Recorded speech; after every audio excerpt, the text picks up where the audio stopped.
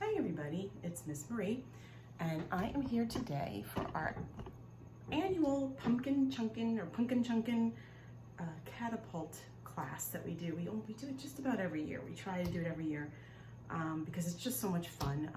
This is a holiday tradition that's been going on for a long time on various TV channels. They have different Punkin Chunkin contests where teams of people have rules to follow and they build giant catapults or trebuchets. A trebuchet is like a catapult, but that has a counterweight to make it even further that you can throw the item, which in this case is a pumpkin.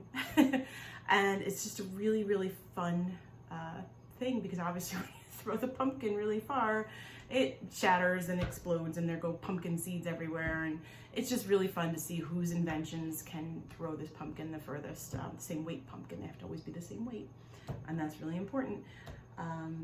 And so I thought, yeah, every year we do our own making a mini catapult, and so it does all the things. If you've got a bag from the library with Punkin Chunkin materials in there, you're gonna have some tongue depressors, some rubber bands, a spoon, and some of these gross pumpkin candies that I really don't like. So please don't eat these because they've been floating around in your bag and they'll be ending up on the floor too. And don't let your little siblings eat them, and don't let your dog eat them.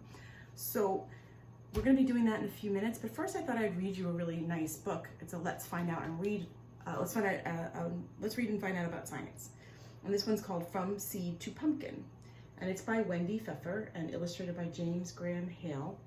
And it's just kind of nice to know where the pumpkins come from, what affects them, how they grow. Here you can see the lovely end papers with flowers and seeds, because there are flowers on the pumpkins before they turn into actual pumpkins. And this book is published by Harper. So I'm gonna just read this to you. It's a short book, but I thought it was kind of nice to learn about how they grow. And right here on the end papers in the beginning of the book, we see different packets of seeds, because there are different varieties of pumpkins, and some of them are for eating. Most of them are for carving, turning into jack-o'-lanterns for Halloween. And some of them get really huge, and those are the kind that a lot of times you'll see in contests. They can weigh over 1,000 pounds, really big pumpkins. So these are all the different types of pumpkins and the different packets of seeds they would come in. So let's see. When spring winds warm the earth, a farmer plants hundreds of pumpkin seeds. They're going to go in the spring, just like most plants. Every pumpkin seed can become a baby pumpkin plant. Underground, covered with dark, moist soil, the baby plants begin to grow. You can see them under the ground, and you can see little roots coming out of the pumpkin seeds. As the plants get bigger, the seeds crack open. Stems sprout up. Roots dig down. Inside the roots are tubes. Water travels up these tubes the way juice goes up a straw. Here they show you somebody drinking an orange juice of some type. And it's kind of the same way that these roots are drawing water up into the plant. In less than 2 weeks from planting time, green shoots poke up through the earth. They're very tiny, but you can see them down there. These shoots grow into tiny seedlings. 2 leaves, called seed leaves, uncurl on each stem. They reach up towards the sun. So there are the seed leaves. They were what was inside that little seed. Sunlight gives these leaves energy to make food. Like us, plants need food to grow. But green plants do not eat food as we do. Their leaves make the food. To make food, plants need light, water, and air. Leaves catch the sunlight. Roots soak up rainwater, and little openings in the leaves let air in. Using energy from the sun, the leaves mix the air with water from the soil to make sugar. This feeds the plant. And it's a different kind of sugar than we would put in our cereal or coffee. It's a sugar that's very nutritious for the plant. Soon, broad, prickly leaves with jagged edges unfold on the stems.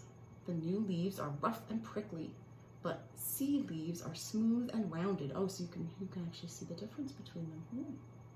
The seed leaves dry up. Now the new leaves make food for the pumpkin plant. Yeah, the seed leaves are down here dry. They're very tiny, and these new leaves are making the food now. They're much bigger. Each pumpkin stem has many sets of tubes. One tube in each set takes up water from the soil to the leaves so they can make sugar. The other tube in each set sends food back down to the pumpkin so it can grow. So we need to make the leaves bigger for more growth, and then we need to go down to the roots so it gets deeper and can get more water. So there's food going in both directions. The days grow warmer. The farmer tends the pumpkin patch to keep weeds out. Weeds take water from the soil. Pumpkin plants need that water to grow. Weeds can also take nutrition from the ground the plants might need. Pumpkin plants don't stand up tall. As the stems grow longer, they sprawl all over the ground. Before long, twisted, tangled vines cover the pumpkin patch. Soon, flower buds appear on the vines. After each bud opens, its orange petals grow bigger and bigger. They look like bright orange umbrellas, and they do get quite large. So do you think that the pumpkin flower, because it's orange, turns into the pumpkin? Let's see. During the heat of the day, the flowers close. They open again during the cool nights and early mornings. The bright orange flowers attract swarms of bees. The bees buzz around, carrying yellow pollen from the male flowers to the female flowers. Now pumpkins can grow. So they carry the pollen around, and that's what causes the pumpkins to grow. So maybe it's not the flowers that turn into pumpkins. Let's see. The petals wither away. Where the flowers bloomed, tiny hard fruits begin to grow. Hundreds of these cling to the vines. Oh, so it's not the flowers, it's something inside the flowers that's growing. The days grow hot. All summer warm sun and the cool rain help the tiny fruits grow larger and larger. Oh my goodness, they're still green though, but they're quite large. They started off quite small and now they're very large. Soon, summer is over. The corn stalks next to the pumpkin patch turn brown. Leaves on trees turn orange, red, and yellow. Pumpkins change color too. As they ripen, they change from green to yellow, then to orange. See, green to yellow, and then to orange. In just 4 months, small, flat, white pumpkin seeds have grown into big, fat, orange pumpkins. Look how big this one is. You can sit on it. These pumpkins are ripe and round with lumps and bumps. They come in all sizes and shapes, and they are waiting for the autumn sun. Those are some big ones, but not quite as big as the biggest ones. Some pumpkins will be carved into jack-o'-lanterns for Halloween. Some will be baked into pumpkin pies for Thanksgiving. Colorful leaves turn brown, winter winds begin to blow, and soon the trees are bare. The farmer looks out over the pumpkin patch where only a few dead vines remain. So all the pumpkins have now died out, the little vines and everything. Let's see. But when spring winds warm the earth once again, he will plant hundreds of pumpkin seeds, and once again they will grow from seed to pumpkin. And actually, sometimes you can just leave the pumpkin seeds. If they leave a few pumpkins on the ground, you just leave the seeds and they'll come up the next year when the pumpkin rots over the winter. And here's more information in there about how to make pumpkins, seeds, how to toast them. And do you know that a pumpkin is a fruit? I bet you didn't know that. The seed-bearing part of any flowering plant is called its fruit. Because pumpkin has seeds in the middle, it really is a fruit. Tomatoes, cucumbers, and pea pods are fruits too. Because they are not sweet like other fruits, we often call them vegetables. That's an important fact. And then there's an experiment back there. This is a really helpful book, very informative about where pumpkins come from. But now that we know where pumpkins come from, let's talk a little bit about pumpkin chunking, because that's the really fun part of this today, I think. I love learning things, and actually we're gonna learn something too, because the catapult that we make to throw the pumpkin is actually a simple machine. And simple machines are just any kind of thing that you use to help you make work easier. That sounds very complicated, but actually what it does is I can, with a simple machine like a catapult, I can throw things further using less force. Force is the amount of pressure that I'm putting on this spoon right now, I can use less if I'm using a simple machine. Now the Catapult is a simple machine called a lever. And let me just show you, I'm gonna turn this down so you can see a different kind of lever to get the idea. Make sure this is down further enough. Oops. There we go. So let's say I have this pile of books, right? And I have a ruler. And I want to lift the books with the ruler. So I put the ruler under the books. Make sure you can see that. Here's the ruler. Oops, nope, I can't see that yet. Let's move it back. Here it is. Okay, so you can see the ruler here.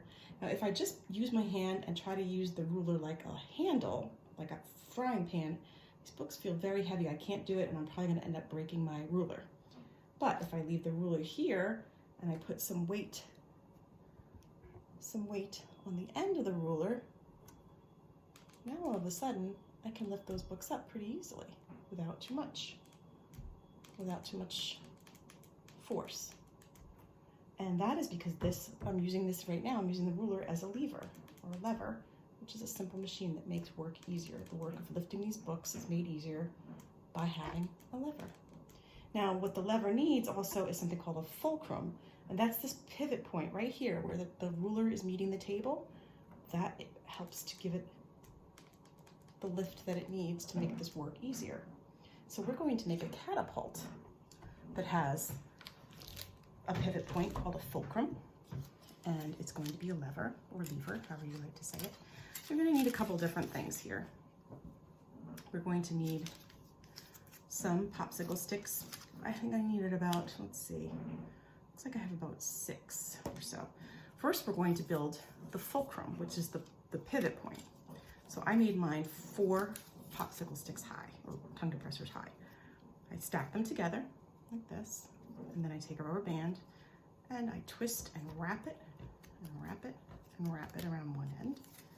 I'm gonna take another rubber band and twist and wrap it, and wrap it around the other side. So we have 4 of them wrapped together pretty tightly to make the fulcrum, which is the pivot point like I used my table for before. Okay, so now we have the fulcrum built. It's 4 popsicle sticks high, and we're going to finish out the catapult. We're going to take one underneath it and one on top of it. And well, first, I think, you know, we're just going to tie them together like we did with the fulcrum. Whoops. And if your rubber band breaks, it's okay. I put some extras in there. Okay, so now I've got just sort of this little two popsicle sticks rubber banded together. I'm gonna push my fulcrum in between the 2 of them, like that. You can see it's already starting to come together. It's pretty springy. And I'm gonna take another rubber band and I'm gonna wrap it crisscross around both sides of this and around this. So I start here, well, you want me like this. I start across, there's a crisscross, looks like a seat belt. And then I come over like that. And then I can go to the other side and wrap it around like that. I want to make it straight, so I'm going to come all the way over. Oops. So that it's straight on there. There we go. So it looks like a little, I don't know, harness or something, and it holds it in place. So you could still slide this up and down if you wanted to, but it's held in place pretty well there. Now we're gonna get into the last part of this, which is the spoon. And I'm just gonna slide it right underneath the middle crisscross there, the rubber band in the middle. And I'm gonna test it out. I'm gonna put a pumpkin in the cup part of my catapult. And I'm gonna try just flinging it by putting a little bit of pressure. I'm gonna hold this part down with one hand and use a little bit of pressure on the spoon and fling it, and it went. I'm gonna try again a couple of times so I get used to it. And then I'm gonna try experimenting with my catapult by moving the lever up and down, making it shorter or longer. Let's see what happens there. Looks like it went a little bit short. Yeah, it's going a little bit short. What if we move the fulcrum up and down? Does that help or change anything? Let's try that. Oh, hardly goes anywhere if I move the fulcrum too close to lever, it's not going anywhere. So let's move it back down this way. And we're just gonna keep on playing with this until we get it to where we like it. And then we can, whoops, we can even measure. Whoa, that one went really far. I must have put a lot of pressure on that one. Try to maintain the same amount of pressure if you're going to be experimenting with your catapult to see which ones work better. But I think right now I'm happy with the fulcrum further away from where the pumpkin is. I think that makes it go further. Yes, indeed. So have fun. Play around with moving the fulcrum. Remember, that's what this is called. The pivot point is the fulcrum. And also playing around with moving the lever, which is the spoon here, up and down on this lever bar, making it a really long lever. Let's see, what does that do? I don't know. In my case, it doesn't seem to be going as far. So check it out, play around with it, have fun with your catapult and your Punkin Chunkin. All right, and if you get a chance, you could probably watch some videos of people using their trebuchets and catapults to launch real pumpkins, and it's kind of fun little holiday tradition for the fall. Enjoy, and I will see you next week. Bye.